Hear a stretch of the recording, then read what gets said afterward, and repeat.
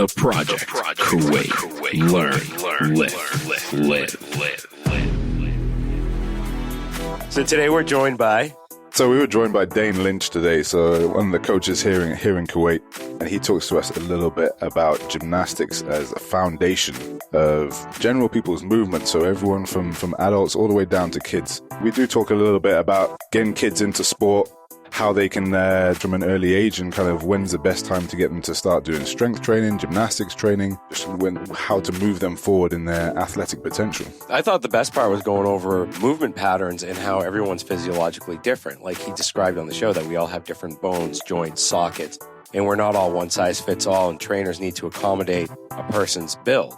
And then my favorite part was when we got into CrossFit programming for competitions. We talked a little bit about competitive programming and how some of our local competitions need to tone it down a little bit and maybe even out the playing field, I would say, between males and females.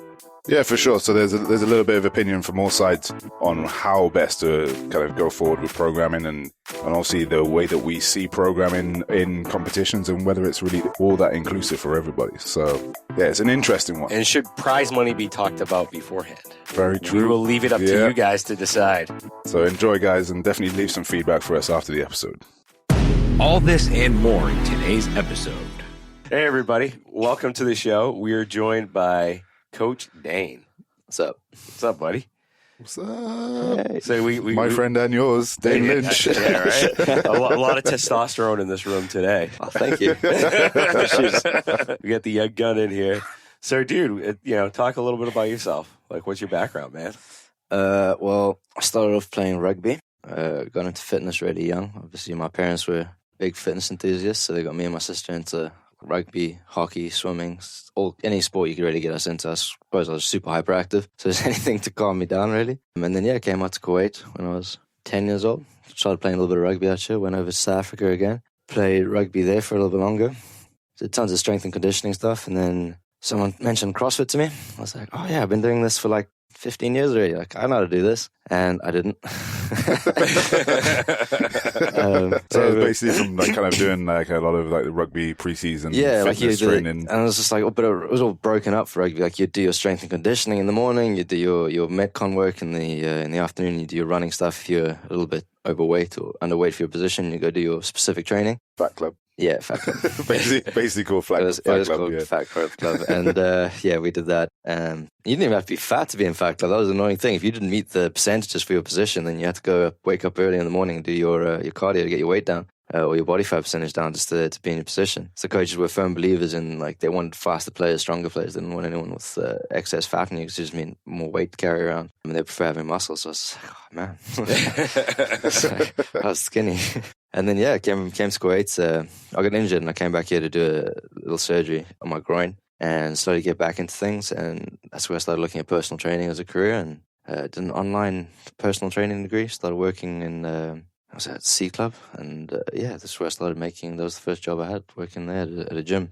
And I started developing myself as a trainer, kind of using a lot of stuff I'd learned from rugby in terms of nutrition and training. And then, met a few people that were doing CrossFit, and they told me come down. And didn't look back, really. Just really enjoyed training with other people instead of just 10 reps by 10, rest 1 minute, boring by yourself training. I had the conversation last night about this CrossFit, saying how, like, when I try to go back to kind of doing the accessory bodybuilding stuff, I just found it so boring. Like, I'm so used to training with people now, like, and doing CrossFit and mixing all the different stuff. Just couldn't go back to it. Just super boring sitting there. I didn't know what to do with myself. I was like, not out of breath. I'm not feeling like crap. Like, what's up?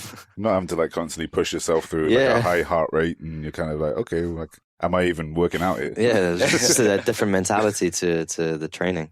Well, it's just a different modality. Yeah, I mean, 100%. it still has its benefits. I mean, bodybuilding type of training, it's, the bro splits or whatever you want to call it, even though it's changed these days, but it's got its benefits. Yeah, 100%. That's what I still use as like right. your accessory work to your like Olympic lifting or your gymnastics or whatever. It still has a place and it's 100% needed. But yeah, like you said, it's now like we see that as a boring thing rather than a more exciting part of the training. Yeah. And it's just, I guess, changing what your kind of mindset to training is, really. So speaking of mindsets, when I first met you, I mean, you're my kid's trainer. Yeah. You know, my kid's 4, and I'm trying to get him into CrossFit early. So you struck up good conversation, especially when you were talking about movement patterns and how children have movement patterns, and then, you know, we slowly move away from it. So what are some of the biggest movement pattern flaws you see trainers and clients do? Oh, that's a deep question. That's a broad question. I mean, there's a lot. You get like it just people. The biggest problem I would have to say I see is like people trying to fit a mold. So like, this is how you should squat. This is how you should bench. This is how you should do a push up, whatever. Whereas some of the trainers don't take into account like you have different people with different body types, different experiences, different injuries, different like over time you build up different movement patterns. Like we're talking about whether they are bad or good, but people don't take that into account. And sometimes like, oh, you're forcing a squat that's typical CrossFit one, toes forward, knees out, upright torso. And that puts like Calisthenics say, like you put those torque into your legs that allows you to drive more, but sometimes like, that's a little bit too much for some people and their ligaments and stuff, especially if they're already doing quite a lot of stuff that's going to put strain on those ligaments. Doesn't necessarily make it better. You're basically worsening it instead of breaking it down, the movements, stuff like that. So like I'd have to say a lot of people don't break down movements enough into segmented parts where you can train through better range of motion and then start opening that up slowly but surely. I think like an example of that was one of my clients that I have, and he's got terrible mobility. You know the guy I'm talking about because you used to train him as well. With him, you could load up a barbell and he with 150 kgs and still wouldn't make it below parallel, but he believed full well he was doing perfect squats.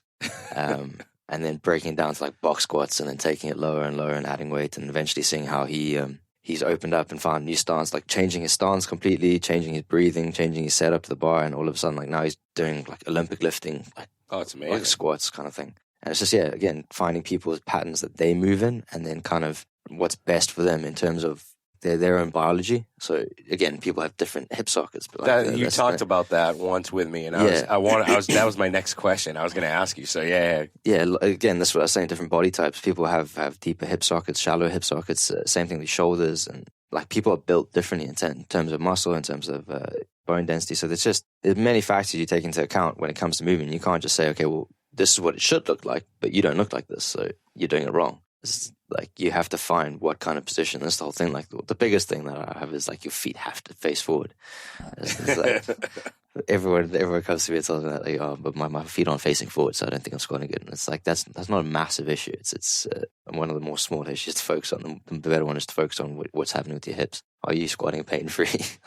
But yeah, those would probably be the biggest ones. Probably one of the easiest movements like to see is like a plank or a hollow body position where you'll get people coming in and be like, oh, can you do a plank? Like when you do first assessments with clients, I ask them, oh, can you do a plank? And like, yeah, I can do a plank. And you see them go down into this like huge arch back, big dip in position. Yeah. And it's like, but this is what my trainer showed me how to do. And it's just like, that's like, there's no core engagement there whatsoever. So just a quick question about planks, because there was some new research that was introduced like earlier in the year. And, you know, I read about it, whereas the plank, instead of keeping the straight position, you want to kind of have an arch up. So almost like a bridge going over. Yeah. So what's your thoughts on that? I mean, it started floating about last year, and there was a heavy push towards it, and there was some research to back it up. So yeah, no, I've had quite a few arguments with people over this because some people believe in that neutral spine position. Yeah. And I think what it comes down to is like, what are you training for? Is it like if you are doing the movements, what's the goal, the purpose of the movement basically? If you're doing it to strengthen your core,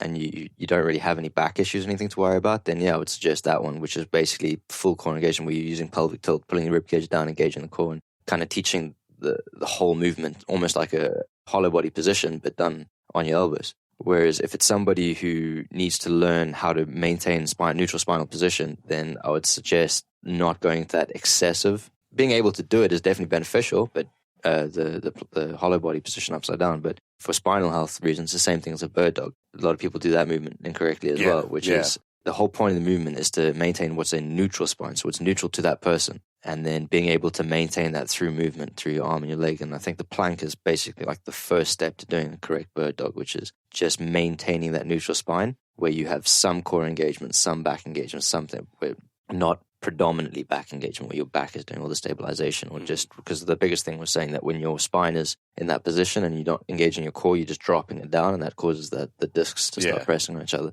And I think that was the argument against it. I was thinking of more or less doing the plank where my back is arched up. Yeah, that's like a gymnastics plan. So like the tall plank, so you go up into your hands, you do the same thing where you separate your scaps and you press your body into that rounded up position. Personally, I found it more engaging towards my core. Yeah, like I get more of a core. I activate my glutes through it. So for me, it works. Whereas my wife, she always sees me. She's like, "You got to bring your butt down. Get your butt down." And I'm like, "Dude, this is how I do my plank. Yeah. This is how I feel." No, 100%. But like I said, like that's more of a core. That's a focus on getting that core active. That's like if you wanted to get your like working through that core position, it has a lot more transfer over to other movements, like in gymnastics, which is why it is taught heavily in gymnastics. It's more for a movement pattern, not for a corrective exercise. Okay. So, do you think gymnastics is something most gym goers should incorporate into their programs? Because if you go to some of the big box gyms here in Kuwait, you're not going to see these guys doing gymnastics. Hell, you'll see one pull-up bar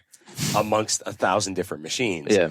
And I mean, it's funny. A few years ago, the number one question when they asked what gym they should go to, they're like, "Does it have machines?" I'm like, "Dude, that's not what you should be looking at." Well, yeah. I mean, when I started, like when one of the gyms I was working in before, they told me that they were going to bring in a functional area, and I was like, "Oh, cool. That's what I want to do, like functional training." That was when functional just started being a word, basically, in fitness. I think that word is the key word. Now it's like it's used and abused. It is utterly abused. But then again, I didn't know what functional movement was back then either. I thought like squatting and deadlifting were functional, and to a point they are, but they aren't the be-all and end-all. But the gym I worked in here, especially in Kuwait, most people are not really educated on it, so you see a lot of people asking for like, machines and machines. These are the best machines. And what that does is people don't realize it takes out all the stabilization of the movement, and you're just kind of working your prime movers, the bigger muscle groups, to fatigue.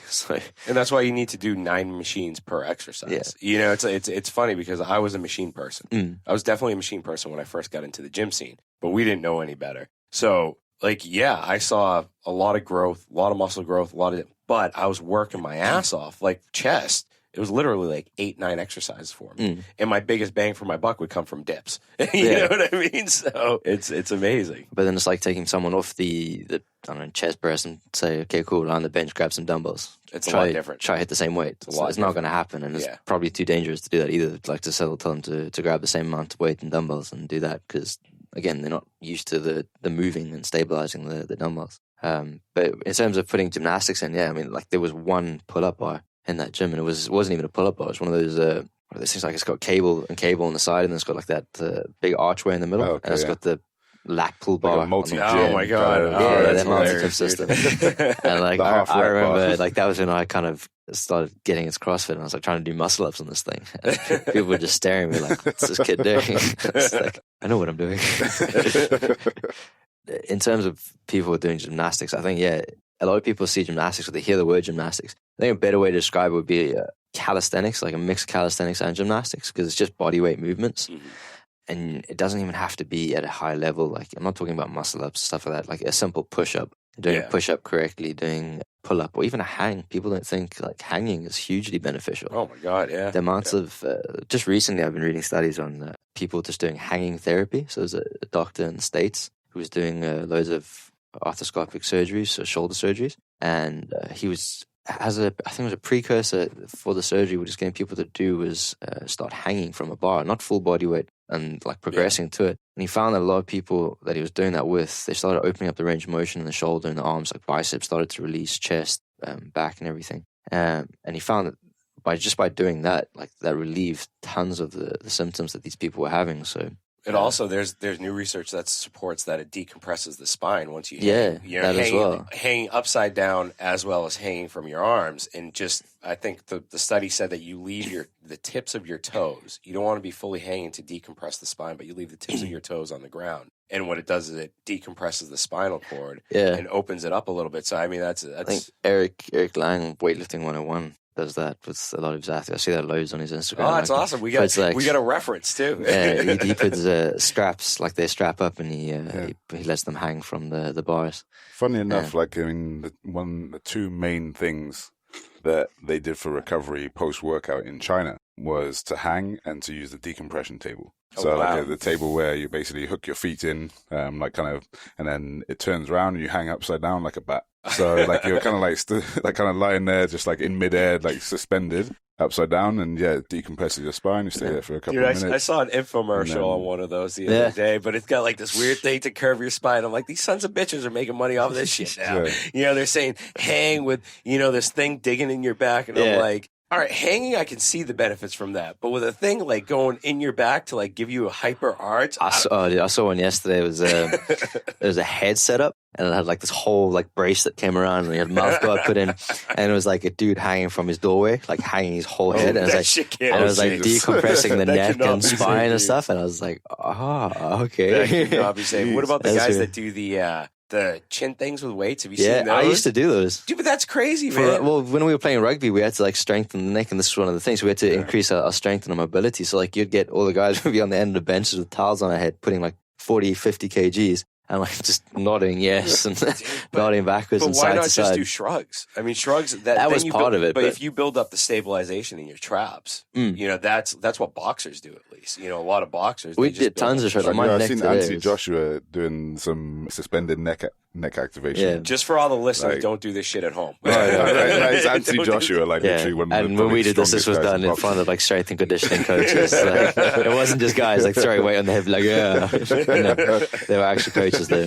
Dude, the thing is, you see that way too often in gyms where guys are just... I mean, obviously, like I've seen Anthony Joshua do it, but I'm not exactly going to pick it up and do it with my clients like straight away. Because they're not professional boxers in the heavyweight division. Exactly. So, I mean, I guess that's kind of the difference, though, isn't it? It's not like something you see on Instagram or you see on the website or whatever, and then you just go, "Hey, that must be good for your neck." Like, I'll just do it with my 80-year-old woman client. Like, she needs to do it. Like, so old Martha, the jack necks, just walking around town. Exactly. I mean, there's obviously a kind of a journey through fitness, and I guess kind of coming full circle back to like the importance of gymnastics and bodyweight movements. Then actually, like, those are the basis of everything else that we do to make sure that we're doing it properly. I mean, like you said about doing like the hanging therapy and everything like that, like it's basically shoulder exercise and therapy that you can just do by hanging off something using your own body weight. You don't have to have a machine or anything like that to be able to do it. And it's kind of like there's many steps towards kind of fitness and advanced movement, but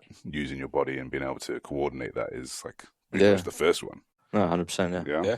And then, but I mean, the most basic part of it is like grip strength. Just hanging from a bar, you can increase your grip strength, and that's in your forearms and everything. And that benefits. The benefits from that like link over so much more to other stuff. Whereas when it comes to sports like throwing and hand-eye coordination, and it comes to like weightlifting, holding onto that bar. So like because I've never had a problem with grip strength before, and I've spent so much time just hanging from barbells. I mean, the kind of when I got into the most was when I sprained my ankle. And I spent tons of time just working on gymnastics. I went through Dusty Highland's skill one, and I just went through that for a few months, and it was just the most basic stuff. And it was hollow rocks and tuck crunches, like all the accessory stuff for core, and then it was just controlled movements on a bar, like weighted pull-ups, dips, going through paused reps, like doing kipping with a pause, and then like continuing. And I use that quite a lot for my clients today. For like CrossFit gymnastics, just purely teach them coordination and control, because a lot of the time is with kipping, butterfly pull-ups and stuff is not. I see a lot of people trying to do it and they can't get the timing right, and I think those pause reps help out loads. So like learning more control over movement is kind of the biggest thing, and I mean that transfers to all movements, like whether it's weightlifting, whatever. Whenever you need tempo, stuff like that, you're learning how to control the movement and feel like where your biggest weaknesses are. So, but I mean, so going back to the original question with the gymnastics, I generally think everyone should incorporate it. Because again, it's body weight movement. And even in CrossFit, I think Greg Glassman was one who said that like every human being should be able to control their body weight. That's so true. Control body weight movement before lifting a heavy barbell. And I think I really agree with that.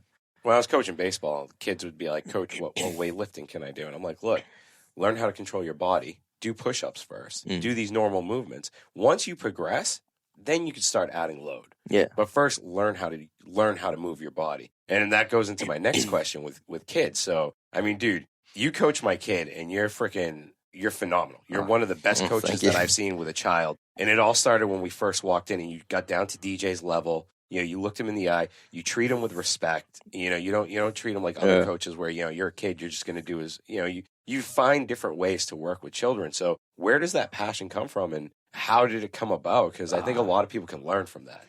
It's like, me and my sister, we were like the oldest of our cousins, so we ended up doing tons of babysitting for all the entire rest of the family. So from a young age, I've worked with loads of kids, and then my mom was a PE teacher, and so she was the swimming coach, and she did the juniors, like real juniors, and me and my sister used to go out and help her with it. And it was my mom who was actually really good with kids, so I picked up a lot of stuff from her.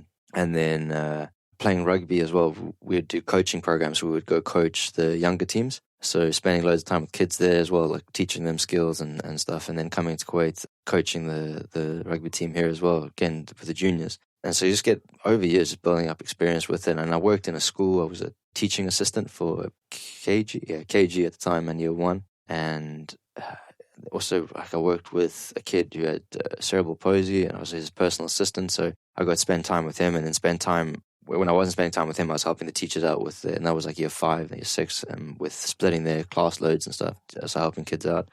And through like working with teachers, working with my mom who's a swimming coach, you kind of learn a lot about kids, and you spending so much time with them, you realize like they're not as stupid as people think. Yeah. They're quite clever. Like, they're very manipulative.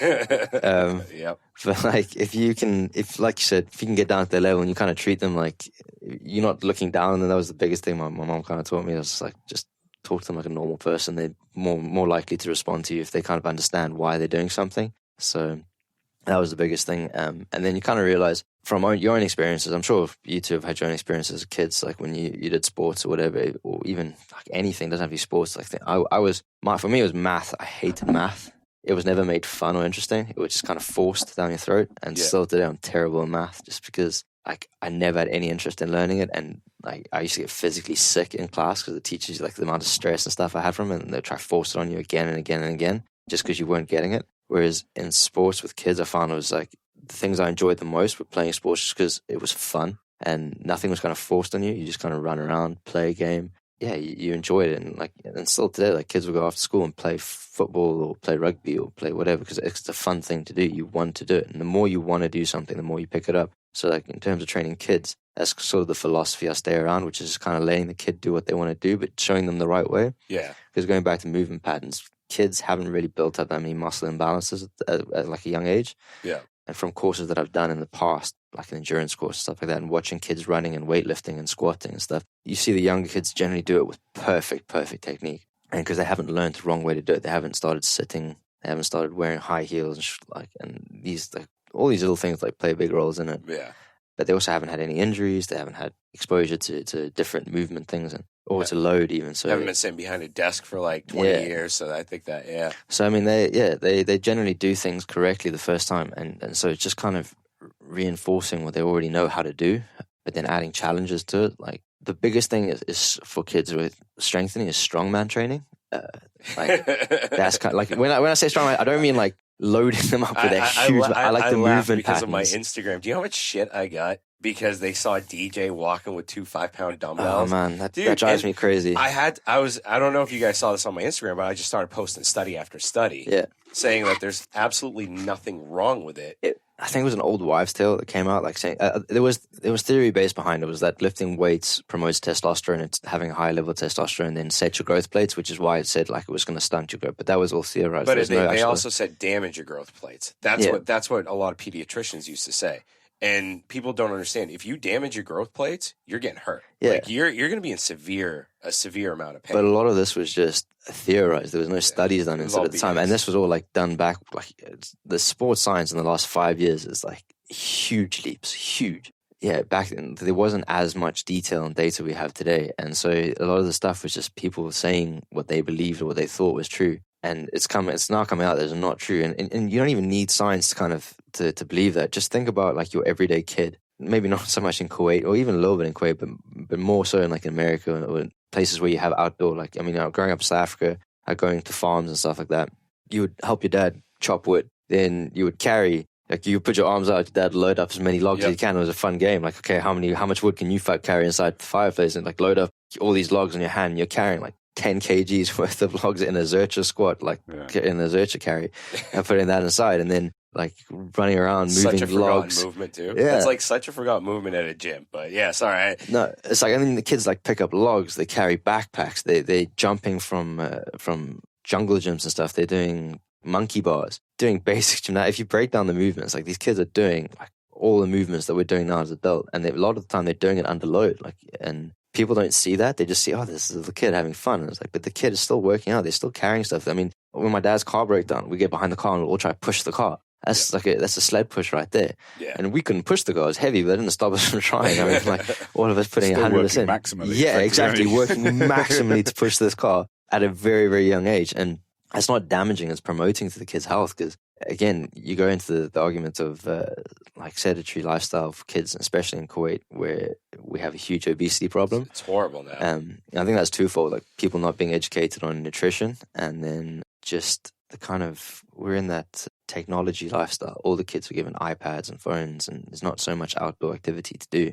Like there's no, like in South Africa, you had parks, you had beaches, you had farms, whatever, to go run around on all day, and tons of outdoor sports as well. But it depends on the parents. I mean, if you might, even when my parents came out here before, like there's a lot more nowadays to do than there was when I came out here. And my parents still found things for me to go do, like to go play rugby, or they'd get us out to the beach, or they'd take us out to the desert to go camping, whatever. There was always stuff to do as long as you looked for it.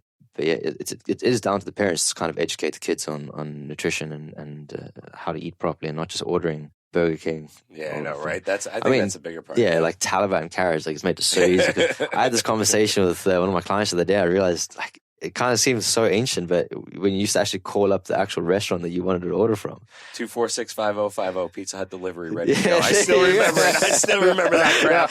I remember like going home from school and like dial Burger King, chat to the guys, and like now you just go on your phone, a little app, and just link to your credit card. You just tap, and food's there in 20 minutes. And in it's the so UK, easy. It's like, scary. The only places that deliver were like pizza places. Yeah, like, and that was only like a couple of years ago. Yeah. Like when I came here and they said you can basically order whatever you want, I was like, what? That's crazy. Like ice cream, like whatever. I was like, that's crazy. Why would you even do that? This supermarket is like 2 minutes away. Dude, globally, when I worked for Taco Bell here, globally, we were the first Taco Bell to introduce delivery. Like I launched Taco Bell's delivery globally, basically here in Kuwait. And I'll never forget it. We were trying to figure out how to, make it so the taco doesn't get soggy, because the shell's going to get soggy if you leave it for delivery. So then we came up with the theory of the upside down taco, put the lettuce on the bottom, meat on the top, so it gives you a little bit of buy time. No. Yeah, right? Look at that. And then people started complaining. They were like, why is the meat on top? And I'm like, dude, we're doing this so you don't get a soggy taco, man.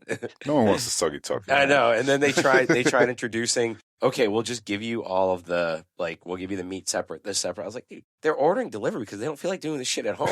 And you're giving them something to do anyways, But I'm sorry, back to kids. Now you're seeing a big boom with these kids' gyms and kids' trainers, because, I mean, at least parents are aware now that children need more movement in. But with some of these trainers coming in, doesn't it require an amount of experience to train children? You can't just get your certificate last week and say, okay, I'm going to start out by training kids because they're the easiest. I think they're the hardest. Yeah, I'd say you do need experience training people, and you need to have experience with kids, because that goes twofold. You kind of build up common sense when training people. You know what people's limits are, and you kind of over time learn you can push people's limits, but it's not just straight into the gym. Okay, here, 1 rep max your first day in the gym. Like you kind of learn how to push people's limits. And the same thing with kids. You have to start real slow, but then also you need to have experience with kids to kind of understand their mindset, and not, again, force them into something that they don't want to do. So like a kid just really doesn't want to do a movement, and you're like trying to get them to again and again. And he's like, you have to do this. You have to do this.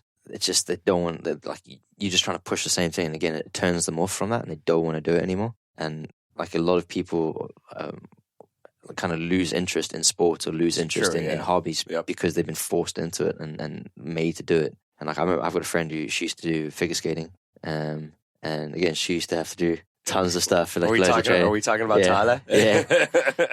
no, she's I asked her like, why did you stop? Sorry, she's my cousin. You can throw her name. Yeah, so she was like, no, because she used to have to do it all the time. Like and the training was super stressful and strict, and it wasn't fun anymore. So and she ended up quitting. Yeah, no, you're right, and exactly. I get that, and that happens with loads of kids. Whether it's rugby, whether it's CrossFit and stuff. Like people, especially parents, like you get that whole CrossFit cult kind of thing. And I know parents that introduce their kids to CrossFit, and I think there's a right way and a wrong way. Like, I think the way you're doing it is the right way, but a lot of parents like kind of force their kids into it. Like, you guys have to do CrossFit. And it's I mean, with children, it's you give them the opportunities, see what they gravitate Yeah, towards. exactly. You know, like DJ loves basketball. He's not going to be 6'4" or 7 feet tall, but the kid loves basketball. If he wants an opportunity to play, I'm going to give him that opportunity. Yeah. He loves swimming. I give him that opportunity. He loves lifting heavy crap, so I give him that opportunity. You know, it's parents need to introduce it to the child and let them pick and choose what they love and want to do. It's 100%. It's like baseball as a coach. You know, I got some of the best players, these kids that had so much talent, but their parents were just too hard on them and they just quit. And they're like, all right, you know, we're done. And then you get crappy coaches that either don't encourage the kid that throws wrong or does something in a wrong way and they quit, or you get the Dave's trying to drink water with the microphone around the microphone. That was awesome. There we go. Got the straw. Got the straw. There we go. Problem solution. So that's a perfect point. And I only brought it up because a couple of weeks ago I saw this ad of a person that I know. Yeah. And you know, she, I'm going to say both so they don't know it's them. They just got certified. We're going to talk about transgender later. Yeah, I was going to say, we're dropping transgender into this conversation. We can go into the he-she transgender if you guys want. But, you know, they just got their training certification, and they're like, okay, I'm going to train kids for free so I can get the adults in. And I was like, dude, that's so wrong because you're going to either go too hard on these kids, not know what the hell you're doing because you don't have that experience. Yeah. Like there's a lot of experience that goes into what you guys do. It's two completely different disciplines. I think you can learn a lot from doing both, can't you? And there's a lot of things that you learn by training adults that you can apply to kids, and there's a lot of things you can when you train college kids you degrees can apply are to useless. adults. I'll tell you right now, a college degree is useless. A master's degree is toilet paper. To be honest with you, like I mean, I don't know. I never got my degree, which is a big running joke. But dude, there's so between much. Me and my friends, there's so much more that comes with experience and doing a job day. I know, right? Yeah. Versus, you know, I need this biggest advocate here. No, but it's true. I need this piece of paper to justify me. If you're a PhD, if you're a doctor and you're writing books and shit, yeah, you need that for research sake because it teaches you how to research. Hey man, my wife's gonna be writing books. But dude, my wife, man, she's smart. She got me from a 2.0 to about a 3.2. Yeah, dude, my wife too. She's an English teacher, so I mean, my vocabulary's increased twofold. Right, dude, there's a big difference in that. Vocabulary only. Got to keep the bro status. but going back to it, you know, they get this piece of paper and they think all of a sudden I can start training people. There's experience. Yeah, that's the biggest problem with that CrossFit level 1 as well. People getting that and just like opening gyms and stuff. But I mean, since probably the level 1 has become around, there's certifications for everything. Yeah. Like, you can get a certification for walking properly, and you're like, okay, like, there's probably a certain amount of common sense that you can get around. Like, if when you walk it hurts, then you're probably doing it incorrectly. But if it doesn't hurt, probably okay. So, but like, there's certifications and people trying to charge you $600 to $1,000 or whatever for kind of stuff that most people know already. Yeah. And I mean, there might be, for a better example, might be like a kettlebell seminar. Some are fantastic, some are absolutely fantastic, and like they actually teach you advanced techniques like a lot of people who are very good with kettlebells use. And there's other people who literally teach you how to swing a kettlebell up to your shoulders and back down again, which you could learn from a PT in the course of 30 minutes to an hour. Yeah. Like in an hour if you're really bad at it. Yeah. But they're charging you $500 to $600 just for that, and that's the course. Dude, kind of content. It's like nutritionists now too. It's blowing up here. It's blowing up with these people with a shitty background. They're just getting these certificates and these degrees, and they're like, dude, you don't know shit. Yeah, a lot of these people are like Instagram nutritionists. Like, look at me, I'm ripped, so follow my nutrition plan. And it's just, again, it goes into different types of people, different experiences, different problems. Not everybody needs to be on a keto diet. Not everybody needs to be on a no carbs diet, or not everybody needs to do intermittent fasting. I mean, all of these diets have their benefits and they do work, but it doesn't mean it's the mold that fits for every single person. Like, I think I'm generally an advocate of just having a balanced diet, like, you know, eating relatively healthy, not making it super strict, because some people really struggle with that, like that whole bland. I'm one of those people. I can't do that whole bland chicken and broccoli. Dude, that's just crazy. Like, that's just a whole different level of crazy. Yeah, like I say that looking at you because do you ever do that? What? I never did that shit. I mean, we did keto before. You guys did keto before? Kind of. I tried keto. I thought it was keto. Kinda. This for like was a while. Fantastic experience. Yeah. So when we lived together, we both did keto at the same time. Oh man, that's awesome. We both reacted very differently to it.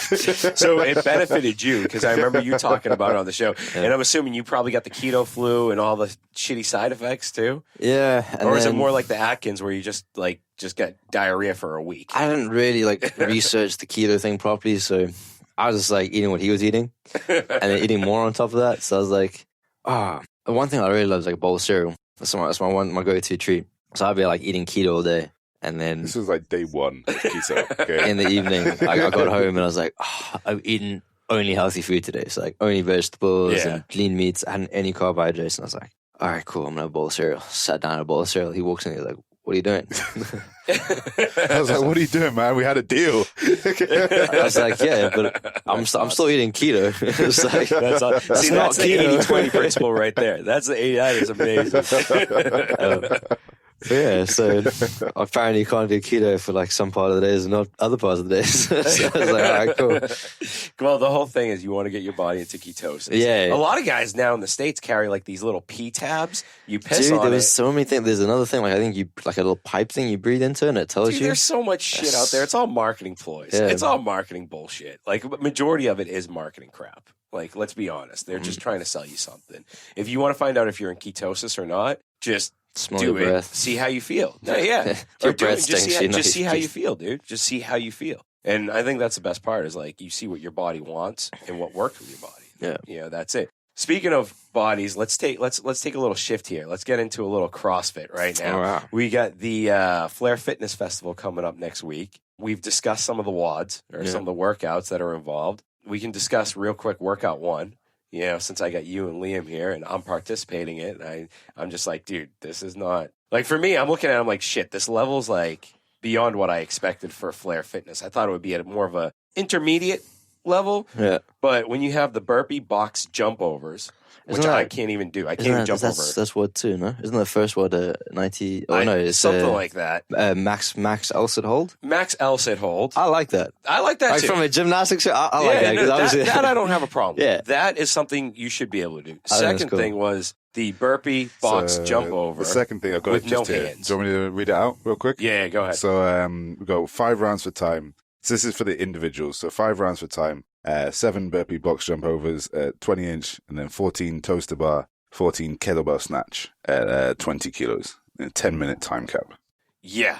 I 10-minute time cap. 10-minute time cap to me is okay, it's doable. It's fast. That's really fast. That's 2 minutes per round. When you break it down for 5 rounds, that's 2 minutes per round. The burpee box jump overs is the biggest hurdle because you can't put your hands on the bar. The box. Literally a hurdle. Yeah, it's literally a hurdle. Yeah, but dude, it's a bad hurdle. I'm short. I fell on the box when I was trying burpee box jump overs. I literally caught my heel on the box, came right down on my tricep. Oh, they can't jump onto the box at all. No, dude, you can't put your hands on the box. Yeah, I was like, what are you guys talking about? I gotta get a running start cool to get workout. over that thing. That looks like a cool CrossFit workout, but I didn't know you weren't you weren't allowed to jump on the box. Yeah, it's just because it's got toe to bar in it. Toes to bar, I don't mind. We did that yesterday. It was fun working out with you guys, by the way. It was a lot of fun working out with you too. The shit talking to the next level.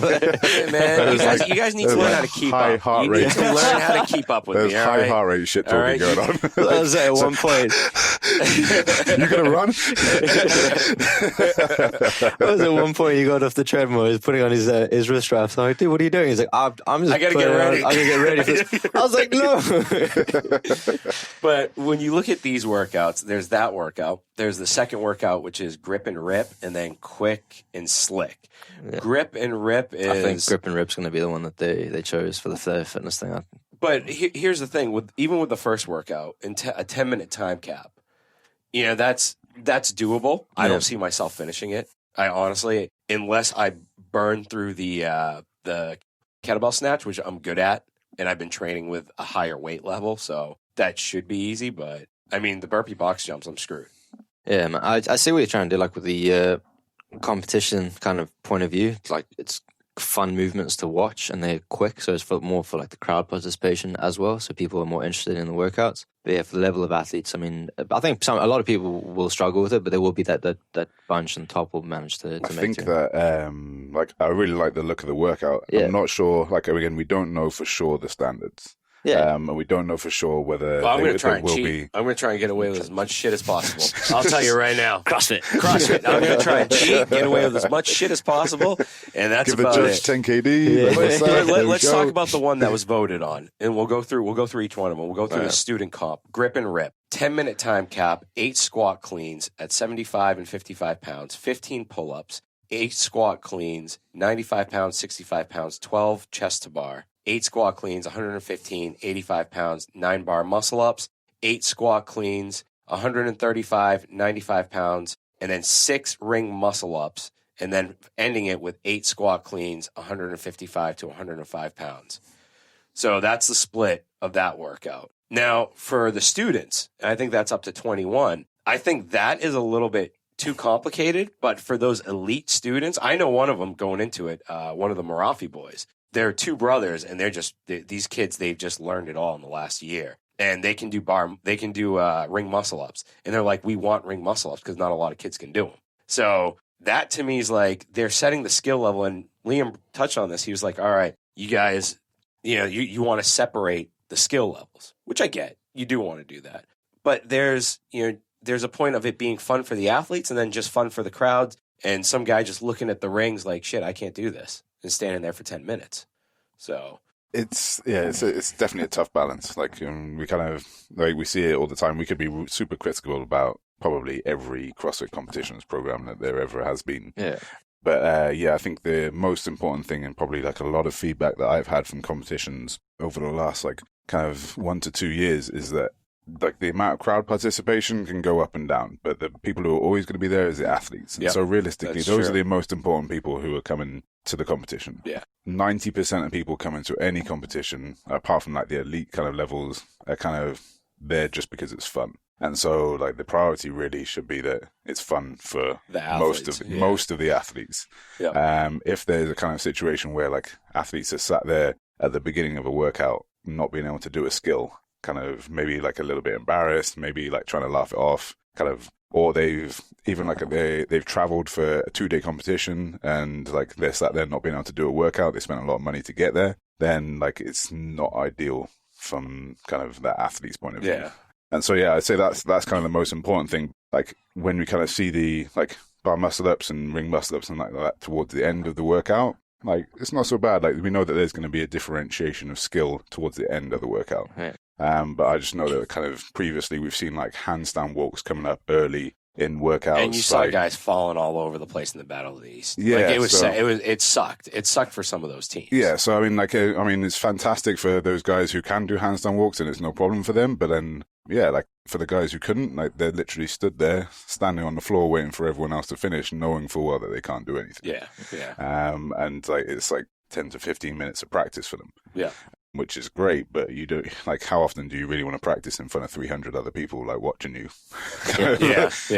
And with the pressure and everything else on top of it, like, dude, it's like like sometimes it helps people and like they get it and they get their first one, which is absolutely fantastic. But the majority of the time, like it's pretty tough, and so that it's always a hard balance for like programmers to find. But I mean, like just from the looks of this, I mean, like with the kind of the size of the competition. Like, I would just probably, like, in purely my opinion, I'd say, like, it looks like it's quite advanced level programming for what I know of the Kuwaiti community. And it's probably going to be predominantly Kuwaitis. Unless it was built for flair. I mean, Ben Smith came out with a post last night that said, CrossFit needs to regulate how these competitions are structuring their workouts so it's not biased towards their own competitors so that they're geared in to win. I mean, there's that way of looking at it. Like the flare guys, true. The top flare guys could be ready for this shit. Yeah. Maybe it's because every gym probably has their modality. Yeah. We kind of talked about that yesterday where we did, crazy deadlifts. And I said, oh, that's this gym's thing, and this other gym has a different thing and they focus on this, but maybe their modalities mainly focused around certain specific things like the cleans, the dead, the gymnastics. And for the most part, like I think when you start to learn to program, you kind of program for the best and then you scale down. And so like maybe that's exactly what's happening. Like these guys know their athletes. There's like 3 to 5 athletes who like can probably smash this, or like are going to find it pretty tough. Maybe they just don't want Circuit Plus to win again. Maybe. yeah, I'm talking a lot of shit today. But I mean, ultimately, the fact is that it's not kind of an international competition yet. It's going to be for like predominantly the Kuwaiti fitness community, and like it looks like it's pretty advanced. Like I know that I'm going to have athletes who like are not going to find this super fun. Yeah, because like there's a lot of things that they can't do. Yeah, Speaking of super fun, what do you guys think of the prize pot? You know how men get paid, what is it, $3,000, and women get paid like, yeah, I'm going hardcore on this one. Hey, dude, I'm going all in. I'm going all in. You guys stop me when you want. I'm the shit stirrer on this show. I'm going all in on this. Like, dude, it's so sexist. You know why I'm saying that? Because they deleted 2 of my comments. I'm pissed. I would delete every one of your comments. I would definitely, yeah. I wouldn't allow me to comment on anything. But, I mean, in this day and age, when you have the females putting in the same amount of effort into a workout, even CrossFit, the games, they don't separate. You know, they don't segregate between male and female prize pots. You know, it should be, if you're giving a guy's team $2,000, you give the female team $2,000 at the same time. Yeah, I think, Dane will get your opinion on this in a second, because I know you're like checking through it. But I can't find the female prize. It's right there. You got it. It's right teams underneath. there. As you said. So the males get 3,500. But no, this is the teams. Oh, that's there. I'm trying to look for the individual. There's no female individual category. And their whole thing was, we don't have enough female participation. That's been one of the biggest problems in the Middle East, though, when it comes to cross competitions. There's a very small number of female How many sponsors do you have? This is my problem with competitions in Kuwait and events in Kuwait, is they're not nonprofit. They're not for the greater good of the community. A lot of the time, you know, it's to make money. Yeah. Like these, you know, the people that are, you know, the judges, are they getting paid? My opinion is that if you're going to have like a high male prize pot and a low female prize pot, like, okay, if there's low amount of female participation, so you can't really justify like a high female prize pot, okay, no problem. Increase it a little bit, but drop the males down to be the same. Like, especially for this level of competition where like it's not an international competition. People aren't paying that much to come here to be here. Like, really, it's just like a day out for some people. If they win $200, like, that's fantastic. That's like a little bit, and the main thing that they're going to win is like a little bit of bragging rights over other people. So like, I think it's come down from CrossFit that male and females like have always had the same amount of prize money. They don't say so like, I mean, I don't see that it should be any different. Like, you still they're still competing. Like, yeah, sure, there's less of them to compete, but I think they're still doing the same amount of work. They're still going to get on the podium. They're still like, so the prize money shouldn't. I don't think it should be different for that. That's my personal opinion. I mean, no, personal opinion, dude. At this day and age, and you know, my wife Haya was like, you know, go easy on this. Don't talk about it too much. Don't hit on it too much. I was like, why? In this day and age, if you were going to be sexist, you do need to be called out at some point, and we see it a lot nowadays. I would like to see females encouraged into sport. I agree, 100%. Rather than anything else, and kind of like having lower prize money because there's less female participation. To me, it only encourages less female participation. Yeah. Like, more women aren't going to be bothered about going into it because like they see the prize money and they go, oh well, we'll never get the recognition that we could get. So it goes like, back into the male patriarchy and all that shit. You know, that males think they're better than females. You know, we still live in that era, especially in this region. And it's like, you say that, but Kuwait was one of the first places to allow women to vote. Allow women to vote, but also close the wage gaps. And men, I think women get paid the same as men in Kuwait, isn't it? Oh wow, yeah, I'm pretty sure that's true. And look, I love it in Kuwait. It's weird. like living in the Middle East, like women generally don't have as many rights as men do. But I think in Kuwait, it's a lot better. It's a lot better than everywhere else. It's quite like an interesting thing. But yeah, when it comes to the cross competition, no, I don't think there should be a gap. I think, like, again, we said that they're doing the same amount of work. They're going to get it on the podium. Like, there shouldn't be a difference in the prize money just because there's less participants. Like, it just means that you're kind of looking at it from a business perspective, how you're going to make more money on it. And I think that's one small part of it. But like you said before, like, the athletes are always going to be the ones that make up that competition. So kind of cater to them, not to yourselves. Yeah, I think it would go a long way towards, as I said, encouraging female participation. Yeah. And if you're seen to be doing that, then that is far more kind of positive publicity than just giving the guys an extra $500 or whatever it is. Like, I mean, really, if you hadn't have put the guys' money higher, no one would notice.